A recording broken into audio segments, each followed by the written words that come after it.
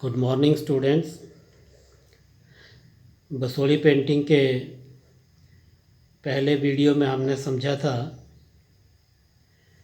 कि बसोली पेंटिंग के लिए स्केचिंग कैसे की जाती है। उसमें हमने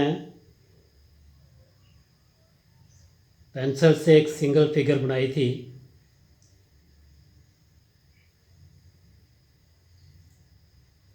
पेंसिल से ड्राइंग कैसे की जाती है, एक सिंगल फिगर बनाने के लिए कहाँ से स्टार्ट किया जाता है, कैसे एंड किया जाता है, कौन सी चीज़ें पहले बनाई जाती हैं, कौन सी बाद में।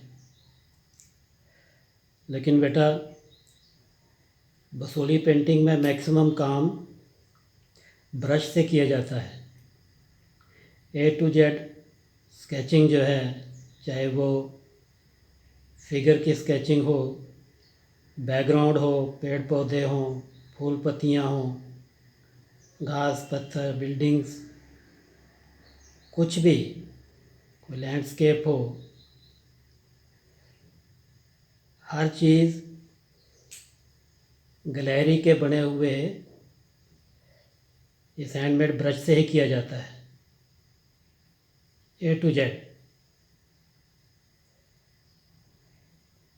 और पेंसिल से काम करने के बाद फिर ब्रश से भी हमें ए टू जेड प्रैक्टिस होनी चाहिए। दोनों प्रकार की प्रैक्टिस चाहिए। पेंसिल से भी हमें ड्रॉ करना आना चाहिए ए टू जेड, और ब्रश के साथ भी। मगर ब्रश के साथ मैक्सिमम अभ्यास होना चाहिए, क्योंकि ज़्यादा से ज़्यादा काम ब्रश के साथ ही होता है। मान लो पेंसिल के साथ आपने कुछ ड्रॉ कर लिया, उसके बाद उस पर कलर करेंगे।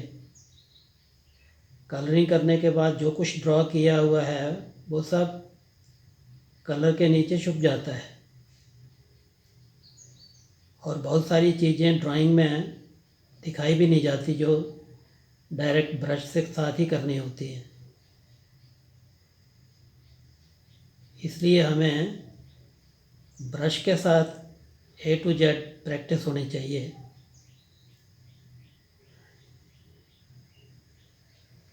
ब्रश के साथ हम कैसे शुरुआत करें, उसके बेसिक्स क्या हैं। तो बेसिक्स में सबसे पहले तो हमें ब्रश पकड़ना आना चाहिए, ब्रश से लाइन लगाना आनी चाहिए। जैसे मैं जो लाइनिंग कर रहा हूँ, आप देख रहे हैं, फर्स्ट लेसन हमारा यही है कि कैसे सीधी लाइनें, वर्टिकल लाइनें सामने से अपनी तरफ हमने कैसे लेनी है। तो आप इसमें देख रहे हैं कि ये लाइनें स्टेप बाय स्टेप, अलग अलग स्टेप्स में हम कर रहे हैं, लेकिन कहीं भी एक स्टेप की लाइनें दूसरे स्टेप की लाइनों में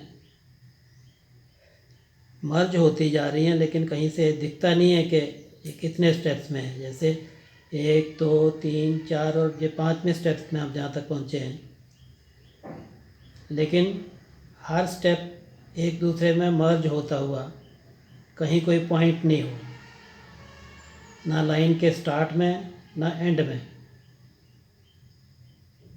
अब आप कहेंगे कि ऐसी कौन सी लाइन हो सकती है कि जो जिसमें ना स्टार्ट में पॉइंट हो ना एंड में पॉइंट हो।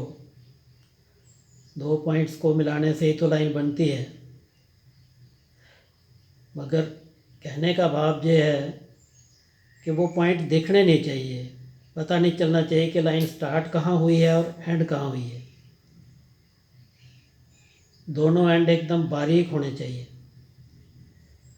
तो उसके लिए टेक्निक क्या है, मान लो आपको जहाँ से लेकर जहाँ तक लाइन लगानी है, ये 2 पॉइंट्स जोड़ने हैं, लेकिन आपका ब्रश जहाँ से लेकर जहाँ तक मूव करना चाहिए, यहाँ से लेकर जहाँ तक हवा में, और हवा से ही फिर मूव करते हुए नीचे लग जाना चाहिए, और फिर नीचे मूव करते हुए हवा में उठ जाना चाहिए। यहाँ से लेकर जहाँ तक हवा में, यहाँ तक लग जाना चाहिए, और यहाँ से जहाँ तक फिर हवा में, यानी कि बीच में चलते चलते ही ब्रश लगना चाहिए और चलते चलते ही ब्रश उठ जाना चाहिए। ऐसे ब्रश जहाँ से घूम रहा है यहाँ लग रहा है और यहाँ आगे तक चला जा रहा है। आपको ये ध्यान नहीं रखना है कि मुझे लाइन कहाँ से स्टार्ट करनी है। अपने आप ब्रश वहाँ लग जाए और अपने आप एंड से उठ जाए, जैसे ये देख रहे हैं आप। अब इसी लाइन से, ये बेसिक है, बेसिक लाइन है, इसी लाइनें से सारी लाइनें निकलेंगी, सारी पत्तियाँ, सारी ड्राइंग जो कुछ भी आपने करनी है वो इसी लाइन से निकलेगी। अब आप दिख रहे हैं कि ये सेकंड लेसन है आपका, तो पत्तियाँ भी इसी लाइन से निकलेंगी। ये आपने सेंटर लाइन लगाई और वैसे ही ब्रश को खींचते हुए लगाया, लगाने के बाद थोड़ा सा दबा के साइड कर दिया। ये देखिए, ध्यान से देखिए कि कैसे ब्रश को लगा रहा हूँ और कैसे उठा रहा हूँ। जैसे जैसे नीचे आते जाएंगे वैसे पत्ती छोटी होती जाएगी। दोनों साइड ब्रश को खींचते हुए लगाना है, हवा से खींचते हुए लग जाए और ज़रा सा साइड देने के बाद वो उठ जाए। इसी तरह ये तीसरी पत्ती है।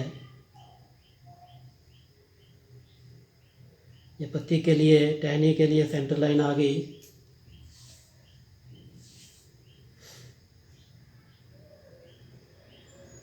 पहली पत्ती की तरह ही ब्रश को खींचते हुए लगाना है, दबा के साइड दे के, और ऐसे एंड के समय इसको बाहर खींच लेना नीचे। दोनों पत्तियों में अंतर क्या है वो मैं अभी आपको बताऊंगा। देखिए,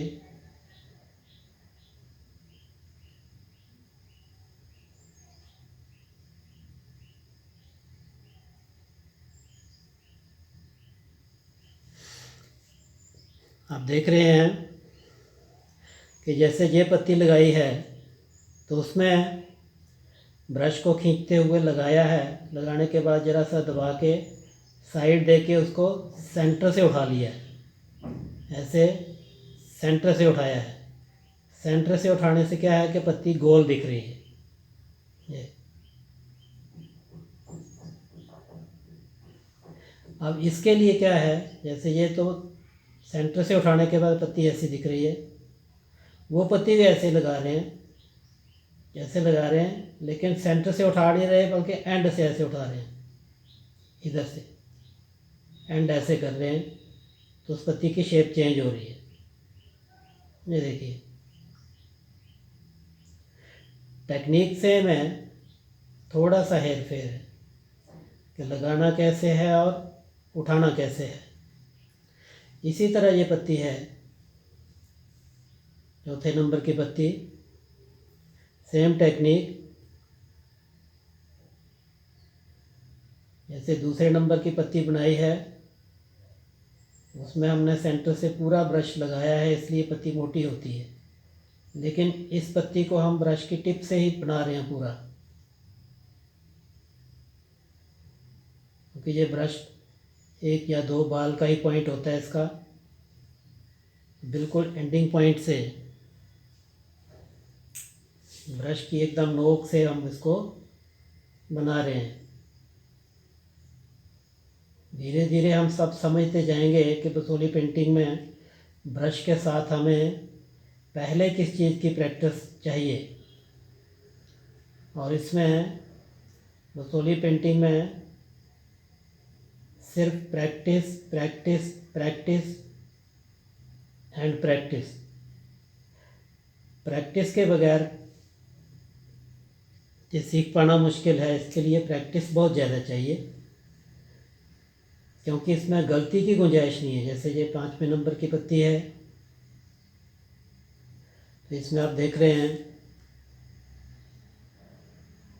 सेम 1 2 और तीसरी स्ट्रोक दोनों स्ट्रोक्स को क्लोज करती हुई, 1 2 3, 1 2 3, 1 2 3, 1 2 3, 1 2 3, 1 2 3, 1 2 3, 1 2 3। ऐसे इसके आगे और अगला काम हम कैसे कर सकते हैं, क्योंकि ये सारा अभ्यास पर निर्भर करता है। आप इसको देखिए ध्यान से, फिर से लाइनिंग कैसे, इसी को आप आगे बढ़ा सकते हैं। जैसे प्रैक्टिस के लिए इतना दिखा रहे हैं, आपको जब प्रैक्टिस करनी है तो पूरा पेज आप इस एक ही लाइन से आप पूरा भर सकते हैं, और वो बराबर पैरेलल आनी चाहिए और सारी लाइनें वर्टिकल होनी चाहिए, एक दूसरे के साथ जुड़ी हुई, लेकिन बीच में कोई पॉइंट नहीं होना चाहिए। जैसे अभी हम यहाँ से नीचे अभी स्टार्ट कर रहे हैं, तो देखिए कैसे कहीं पॉइंट नहीं दिखेगा, और ये भी नहीं पता चलेगा कि लाइन स्टार्ट कहाँ से हो रही है, दोनों लाइनें कहाँ जुड़ रही हैं। ये देखिए, किसी भी साइड आप बढ़ सकते हैं, इस साइड भी बढ़ सकते हैं, नीचे को ऊपर भी कर सकते हैं।